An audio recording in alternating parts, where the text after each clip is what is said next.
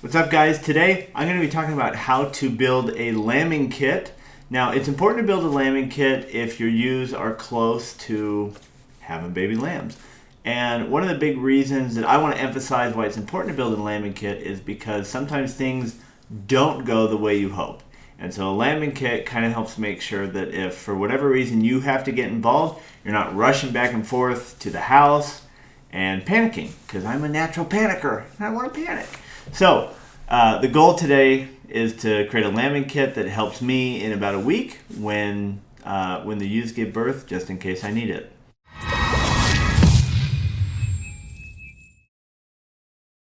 Okay, so lambing kits vary based on really what you want and what you need. And what I want to do is just run you through everything really quickly, and then we'll actually go in and talk about the in-depth of what and why. So to start off, a backpack, this is for obvious reasons.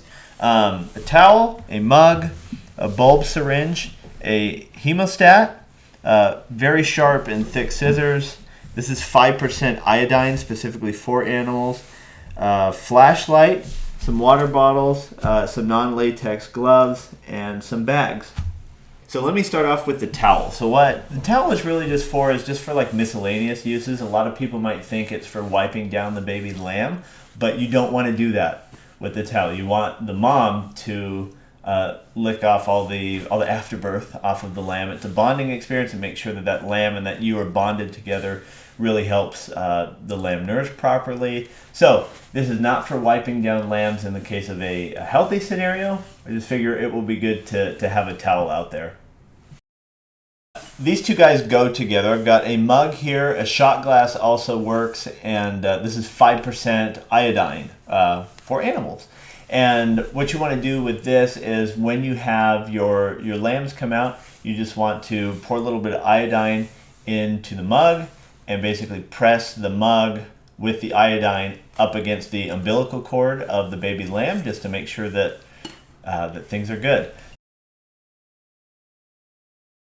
Okay, and speaking of the umbilical cord, these are great scissors. These are actually like, what would you call it? Scissors for cutting materials and fabrics. So these are actually good for cutting leather. So I figure if they're good for cutting leather, they should be able to cut an umbilical cord. Again, this is for if things do not go the way I'm hoping for, because usually they either come severed or the ewe will even sever it herself. But in the case where I need to get involved, I don't want to be running back and forth and then be using my kids like little craft scissors or what, you know what I mean? Like this is just the dedicated scissors for that. And on that note, I've got the Hemostat or Hemostat, I can't exactly remember it. Basically, it's if you have a situation where the umbilical cord won't stop bleeding, you pinch it. These are not scissors. It might be hard in the video to see, but they're not scissors. They're pinchers that lock into place. And so you kind of just put it on the umbilical cord. It locks up nicely. So I'm going to put the umbilical cord tools in their own bag.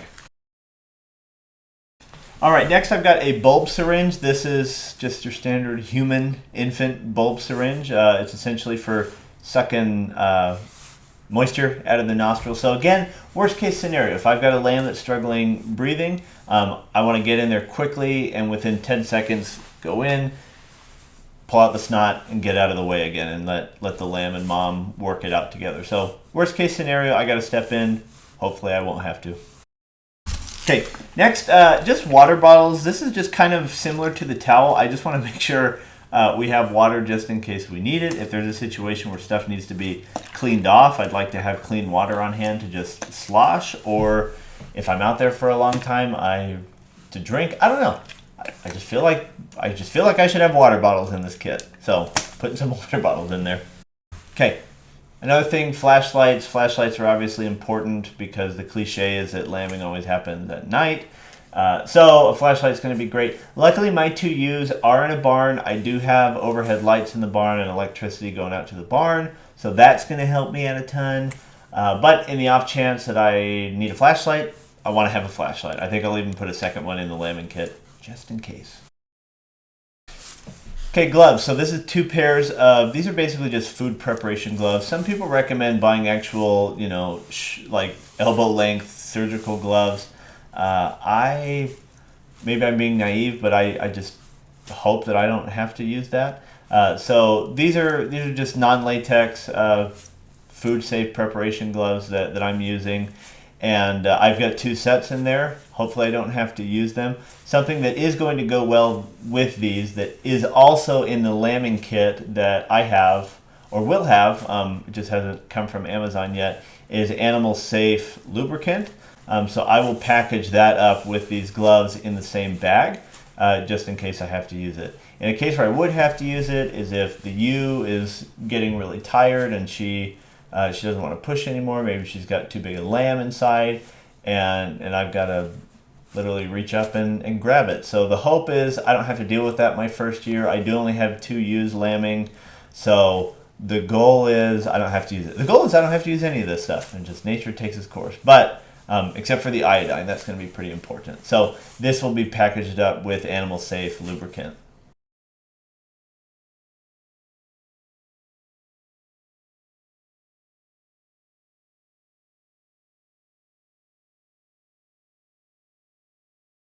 Okay, so there you have it. This is the bare bones lambing kit. Some people recommend having twice as much stuff as this. I am maybe playing it on the dangerous side by only having the bare essentials on this, but I feel like it's gonna do a good job. Again, the goal is I don't have to use most of this stuff. It's just there when I need it. I'm gonna put it right outside or near outside, so I can just always grab it really quick. So I hope this was helpful. If any of you have dealt with lambing and have stuff that you would add to your lambing kit that I don't have in there, please drop that in the comments. I will appreciate knowing that. And then again, as you know, if you're watching any of my videos, I am beyond excited to post a video of what the baby lambs look like when they get going. And if I catch delivery happening, expect a video on that. Until next time, we're the High Mountain Homestead. Thanks for stopping by.